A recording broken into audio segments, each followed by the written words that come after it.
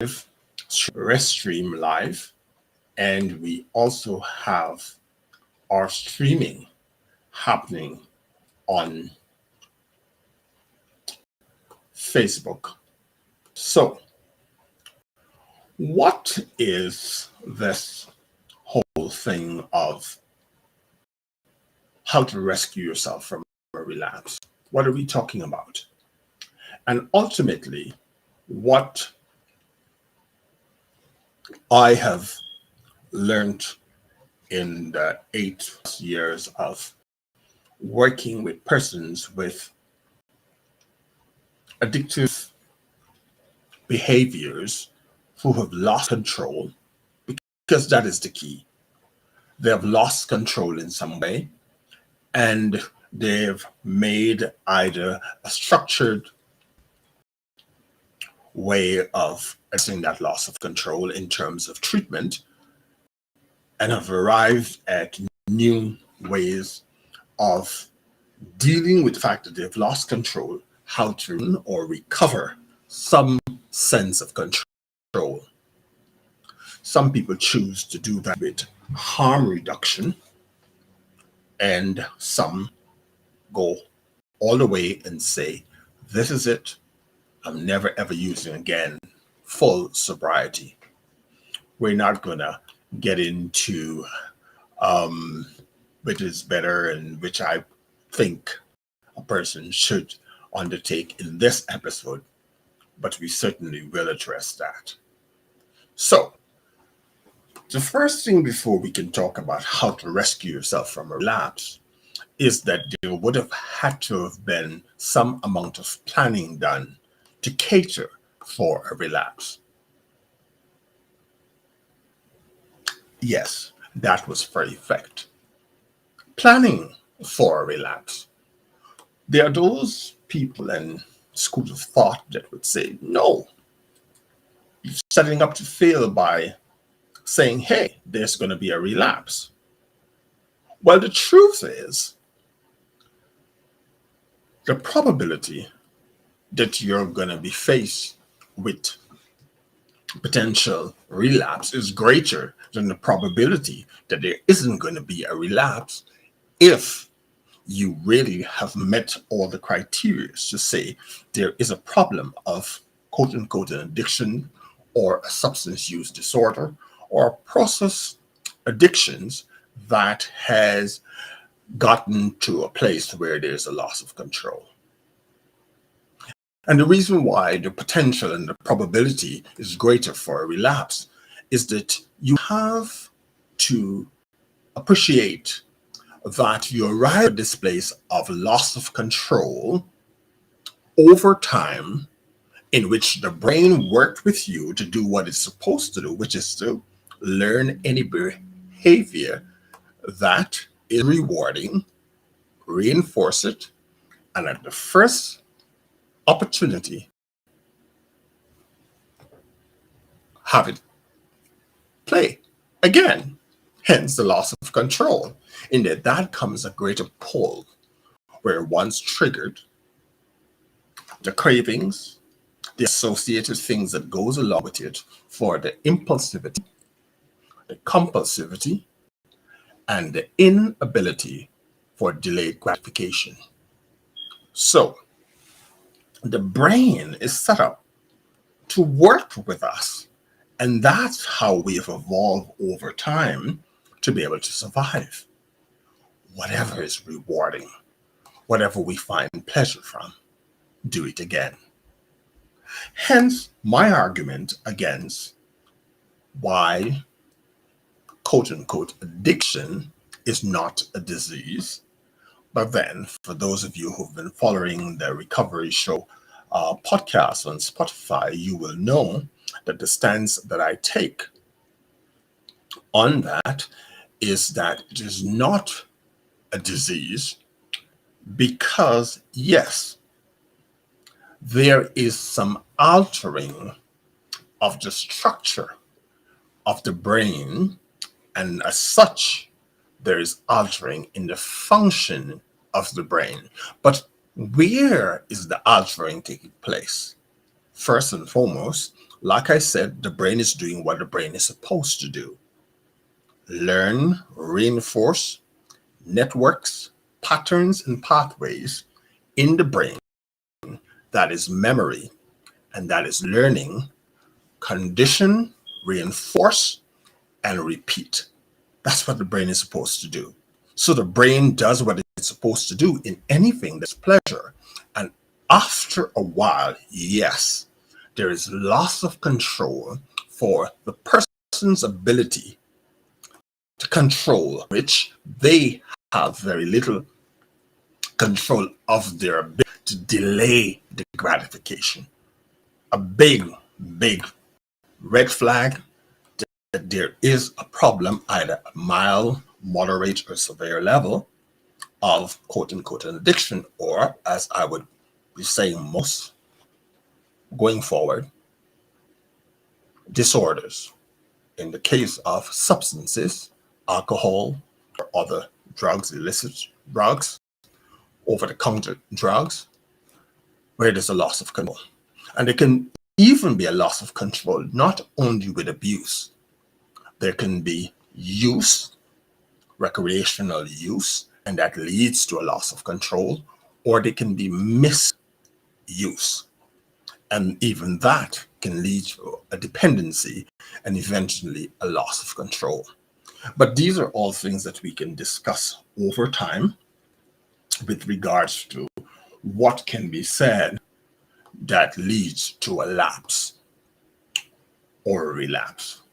So we're just about 8 minutes in, and because this is supposed to be a brief session, 15 minutes the most, I am going to jump right into what you came here for in terms of how to rescue yourself from a relapse. Well, we're going to establish the premise under which I've established that there's about 5 specific steps or interventions that lead through the stage of a lapse or a return to a full-blown relapse, and what are the potential or opportunities for a hijacking of that lapse or relapse, putting the necessary things in place to recover from that lapse or rescue yourself from the lapse. So the first 2 steps that I'm prepared to give to you, once you've come into an understanding of the reasoning behind why you're doing it, you can put it into play because there's not much thought that needs to go into it. Once you understand why you're doing it, and it's a clear plan in place, that once you find you come into the mindful awareness that you have returned to old ways of thinking that is giving you certain feelings or sensations that you're perception that then leads to cravings, and your triggers the old ways of thinking that starts the process. And it starts oftentimes with stinking thinking. And stinking thinking is the notion or the case of, well, I've got this now. I've done the treatment. I've got some amount of control back. So I can do this. I can expose myself back to the things that I've tried, okay, to regain control over. But I can put that aside. That is stinking thinking. The fact that you've arrived there, you didn't take 2, 3 sessions to get there. You reinforce the behavior over time. There's now networks, patterns, and pathways in the brain that sustain and automatically in the reward pathway in the brain that brings about certain behaviors. But it goes even further back than that. What is it about life that you have absolutes about? And the absolutes we've established are shoulds, should not, must not.